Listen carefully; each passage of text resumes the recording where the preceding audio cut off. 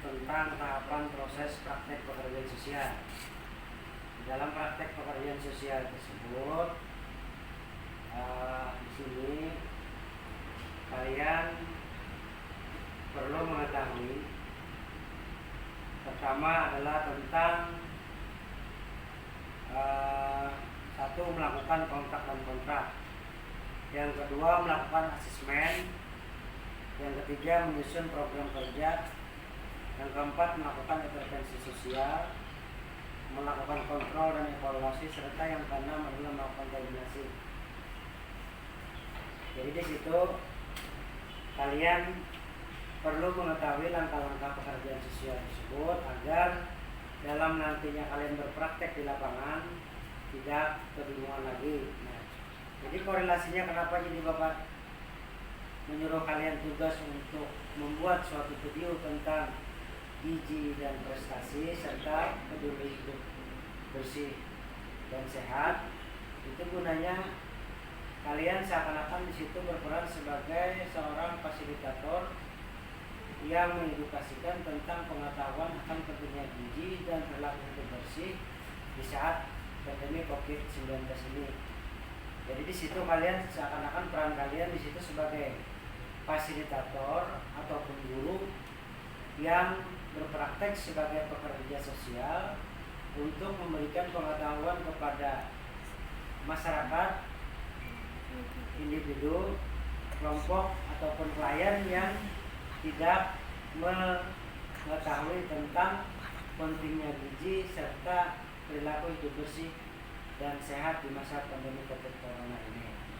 Itu maksudnya. Yang artinya kalian bertanya-tanya kenapa kami Pak disuruh bikin video sedangkan kami kan pekerja sosial. Nah, itu maksudnya Bapak. Artinya kalian di sini karena prakteknya adalah pekerjaan sosial, oleh sebab itu Bapak suruh kalian membuat suatu video edukasi. Maksud edukasi itu artinya pendidikan atau pengetahuan atau pengenalan mengenai perilaku makan makanan yang bergizi, perilaku hidup bersih dan sehat, dan menjauhi hal-hal yang berkenaan dengan narkotika dan psikotropika. Karena pentingnya, sebab nanti kalian di kelas 11 dan 12 akan berhadapan dengan klien yang tentunya bermacam-macam permasalahan yang dihadapi mereka. Disinilah kenapa jadi Bapak menugaskan kalian untuk membuat video, agar supaya kalian bisa klien kalian tersebut tidak mengetahui tentang gizi dan perilaku hidup bersih dan sehat. Itu maksudnya. Jadi tahapan-tahapan yang 6 ini nanti akan kalian lakukan pada saat nanti kalian praktek di kelas 11 dan kelas 12. Makanya kenapa jadi Bapak menugaskan kalian untuk membuat video tersebut. Itulah tugas kalian, karena sebab di sini nanti kalian akan berpraktek sebagai seorang pekerja sosial yang memberikan pengetahuan dan pendidikan kepada masyarakat di lingkungan di mana kalian berada. Ataupun misalkan klien kalian itu bermasalah dengan gizi maupun koler mandi atau koler gosok gigi hingga mempengaruhi kehidupannya, penampilannya, kebersihannya dan sebagainya. Nah, itulah kenapa jadi Bapak menugaskan kalian untuk membuat video tersebut agar kalian terbiasa untuk memberikan pengetahuan dan berbicara di depan forum. Artinya modal daripada seorang pekerja sosial tersebut adalah bahwa kalian harus bisa berbicara, harus bisa berkomunikasi, harus pede, percaya diri. Nah, jangan pernah malu kalau kita berperilaku yang baik, tapi kita boleh malu kalau kita berperilaku yang tidak baik. Nah, itu maksud Bapak. Sebab kalian jurusan pekerjaan sosial ini adalah jurusan yang menaungi daripada permasalahan-permasalahan sosial, baik individu, kelompok, masyarakat maupun organisasi. Seperti yang sudah Bapak sampaikan kemarin, pengertiannya itu sudah cukup jelas. Artinya kalian ini adalah seorang yang bertugas sangat mulia.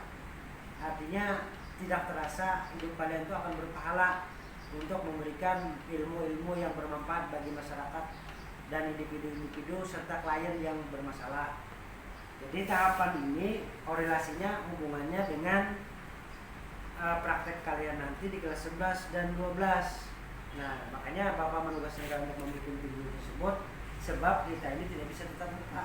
Jadi perlunya kalian memberikan pengetahuan dan informasi kepada masyarakat agar perlunya gizi dan kesehatan dan perilaku hidup bersih.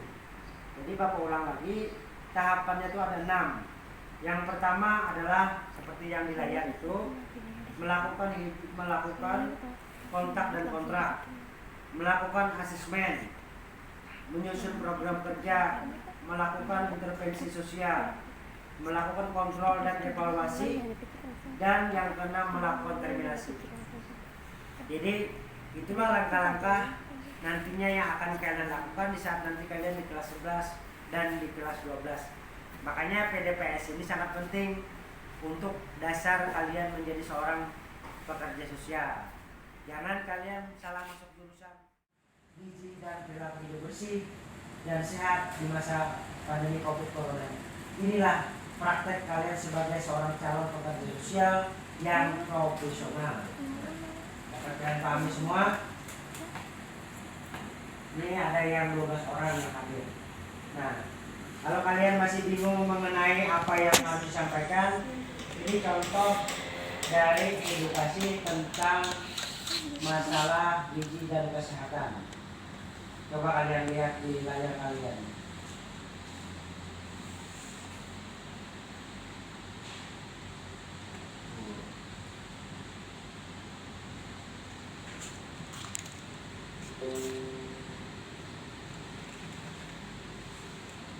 Jadi pentingnya kita video conference ini untuk agar kalian bisa lebih memahami dan bisa melihat Bapak tatap muka yang mana kadang Bapak Didi itu ya. Nah, itu kalau jadi kalian sudah tahu nama Bapak siapa, wajah Bapak yang kayak apa. Nah, jadi perlunya ini maksud Bapak. Nah, ini lihat video yang Bapak share di grup di layar itu. Ibu, pendidikan gizi dan beberapa topik terkait lainnya merupakan bagian dari pelayanan kesehatan di sekolah yang menjadi salah satu pilar trias UKS. Pendidikan gizi diharapkan dapat membentuk praktik makan dan kemudian berkontribusi terhadap tercapainya status gizi yang ideal. Hal ini tentu harus ditanamkan sejak dini, misalnya pada anak di tingkat sekolah dasar. Namun demikian, dengan meningkatnya kebutuhan gizi remaja dan uniknya karakteristik remaja, maka pembiasaan tentang praktik-praktik gizi dan hidup sehat harus dilanjutkan pada peserta didik sekolah menengah, baik SMP maupun SMA. Mengapa gizi dan kesehatan remaja itu penting untuk diperhatikan? Jika perbaikan status gizi baru dilakukan di saat dewasa, maka hal ini sudah sangat terlambat. Status gizi ideal sangatlah diperlukan, utamanya bagi remaja putri yang saat dewasa kelak akan menjalani peran sebagai ibu. Jika seorang ibu hamil mengalami kurang gizi, maka tidak hanya beresiko mengalami komplikasi saat kehamilan dan persalinan yang berakibat pada kematian, tapi juga melahirkan bayi dengan berat badan lahir rendah. Keempat ini untuk selanjutnya agar kalian diperjelas maksud tujuan Bapak mengajak kalian untuk konferensi ini agar kalian memahami tentang materi bab keempat ini dan mengenai tugas yang Bapak sampaikan agar kalian bisa lebih bersemangat untuk melakukan tugasnya. Kalau tugas ini misalkan kalian tidak lakukan, sayang. Karena apa?